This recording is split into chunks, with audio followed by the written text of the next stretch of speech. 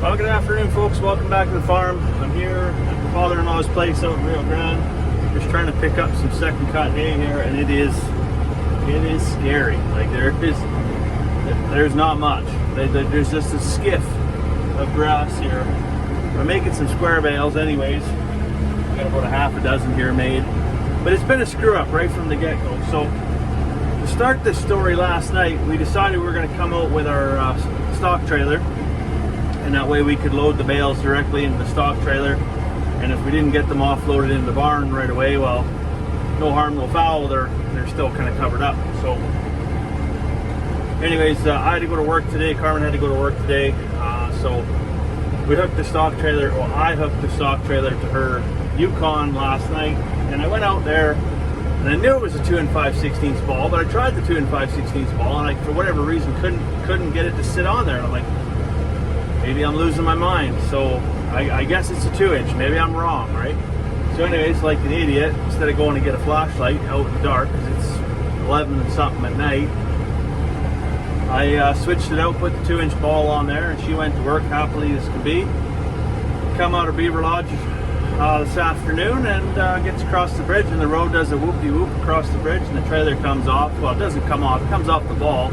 The chains held it on. Of course, it comes to a screeching, skidding halt, sparks, grinds off the jack handle, and there's some repairs that got to be made. Anyway, so ripped back to there, got her picked up off the side of the road, got her hooked to my truck, and headed back out here while she went and grabbed the kids from camp. And I made 2 bales with this square baler here, and then there was just this god almighty bang, and right away I was like, oh, I know what that sound is. There goes a shear bolt. So thankfully there was one shear bolt left in the little toolkit on the side of the baler here. I'm just praying that I don't swallow a wrench or a rock or something, and I'm certainly not going to swallow too much hay. Like, it's pitiful, but we'll get what we can get, and we'll just be happy for that, I guess.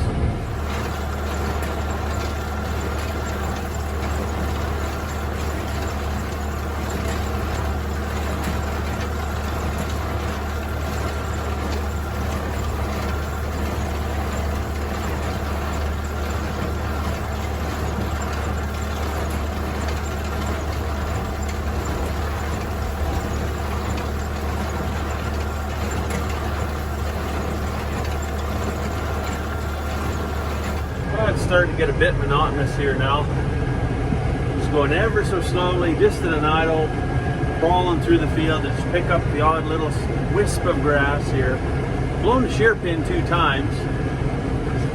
Try and speed up a little bit just to kind of, because I mean you're only just getting like little sprigs, like I say. So you come up into 5th gear, just in an idle, but that's all it takes to snap that shear pin.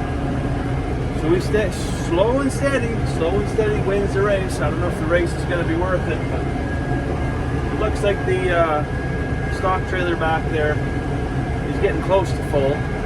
I'm not sure how it's being stacked right now, but the last time I stacked it, I held about, I think it was 65 bales right on the nose, actually. So, yeah, that's not great, but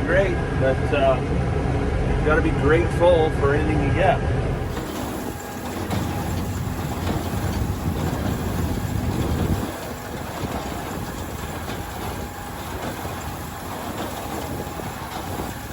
Kind of interesting running around the field here, seeing how inconsistent it is. Like, I'm back in some real thin stuff again here now, and so I've had the girls running around picking up bales. My sister-in-law is driving the truck, my wife's stacking them in the trailer, and my nephews are bringing them to the door, kind of thing. And anyways, the father-in-law phoned over and he said, you need to back the springs off on that baler. The girls are complaining they can't even lift the bales.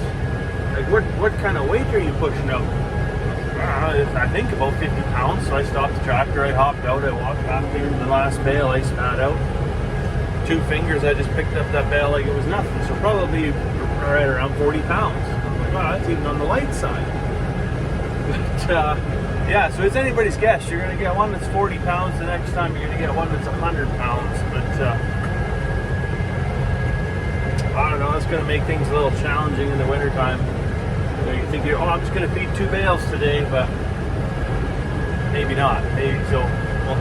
We'll have to do some figuring on that too. Not so much by the bale, it's more by the poundage. It's going to be a little bit more challenging math here.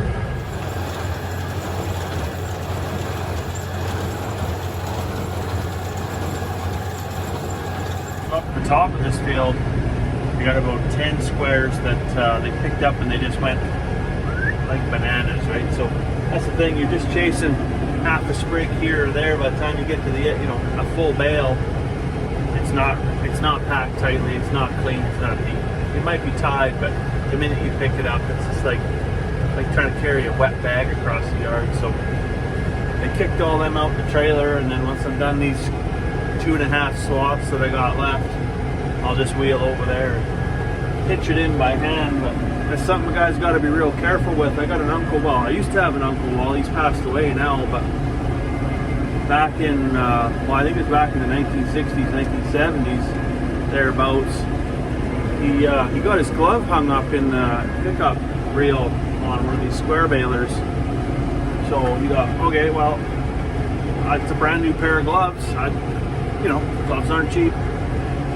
Tried to give it a tug. Well, anyways, he lost that battle, and it pulled his hand in, and so he ended up getting his arm partially amputated. And anyways, being a farmer, didn't keep it clean and didn't take good care of it. Got gangrene a whole bunch of times, and they just kept lopping the arm back further and further and further.